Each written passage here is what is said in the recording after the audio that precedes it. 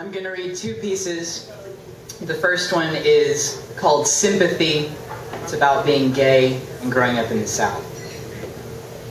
When I was in middle school, all of my AOL away messages should have said something like, "Off playing The Sims, probably killing an effigy of you." The Sims was a computer game that allowed you to create families, build houses, and control your digital dolls into having the life you wish you were living.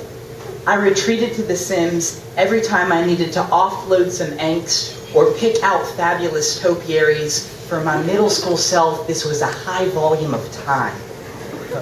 The Sims also became my first way to bond with the popular children that ran my school and possibly the country, because they all played it.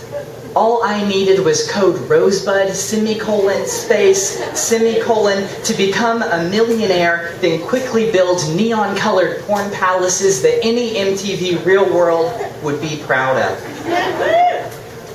I used the game's full breadth of blonde hair and tube dresses to make the popular girls, then entertained them all the next day in art class. I told each person in luxurious detail that the sim made after them was totally woohooing whoever their crush was.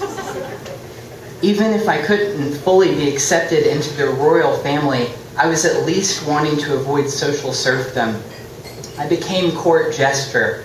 I chewed their used cum when they were done with it. I laid down in puddles so they could walk dry. I used Sim stories because I knew that little boys like me often had grimmer fates in the South, and the projected popularity could also mean safety. They could be my smokescreen. Yes, there was one house I used to let my royals listen to hip-hop, eat snacks, try to get pregnant, the American dream. But the other house had a decidedly more utilitarian function. Let me list the ways I brutally killed my fake friends.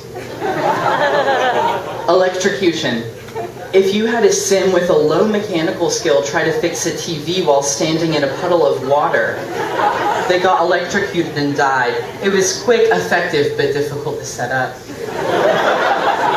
Drowning. If you put a sim in the swimming pool and delete the ladder, they'll get exhausted from swimming and eventually drown. This is across the board the easiest way to kill a sim. Fire. There's a glitch in the game.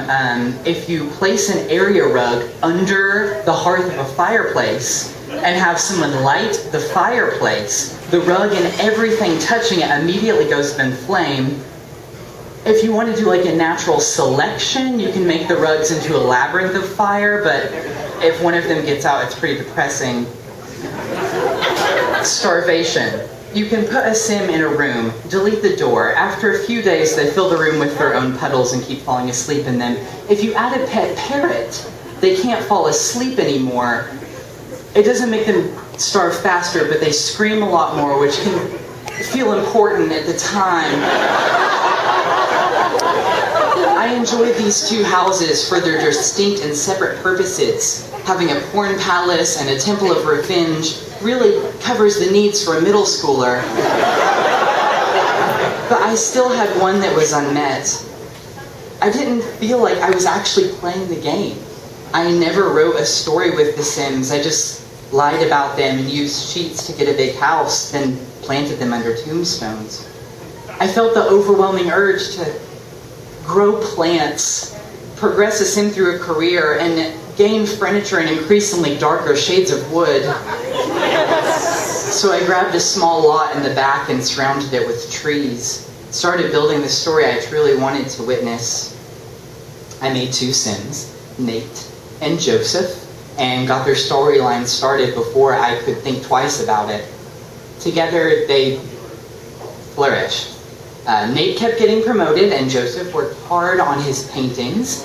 Their combined efforts meant that each day the house was improved. A stove to cook better food, a bathtub that left less puddles, and eventually, cabinets with wood straight from a rainforest. Each piece of furniture kept getting upgraded until I hit an impasse with the beds. Nate and Joseph had the nicest single beds available. The only better models were king-size beds, and the room was not big enough for 2 of those. So I got it from the computer and locked the basement door and bought a king-size bed for Nate and Joseph. That night they slipped in without a blink, and I mean, you can't really tell what they're doing when they're sleeping, but it looked like Nate stretched out an arm and Joseph rolled closer. Towards the end of the year, track season was over. We always had a party at someone's house, and my mother, the tireless host, put our house up on the auction block. So that very week, all the people who were trying to avoid me actively were in my house. Naturally, they wanted to see this Sims game I'd been talking about for so long, so we all logged in. I thought about the tins of tombstones that glittered with their names in the first neighborhood, so we went to the second neighborhood and jumped right into the porn palace, where each person got to force their puppet to digitally make out with someone else. Then someone noticed another smaller house behind the trees, and I became glass. I wish they'd seen the tombstones instead. They clicked on the house and they entered, and they realized that it was beautiful. And it was held by 2 men who were not modeled after us. Weird. Someone threw into the silence, and then everyone shuffled out. Later, the party balloons deflated, rolled across the floor. A shame balloon in me inflated, took my entire stomach. I got back on the computer. Nate and Joseph were upstairs, having just finished dinner, and were reading books on the same couch. I deleted the stairs and had Nate light the fire. Joseph looked up from his book and then was gone. In under a minute, you couldn't tell which pile of gray cartoon ashes had been the king-size bed.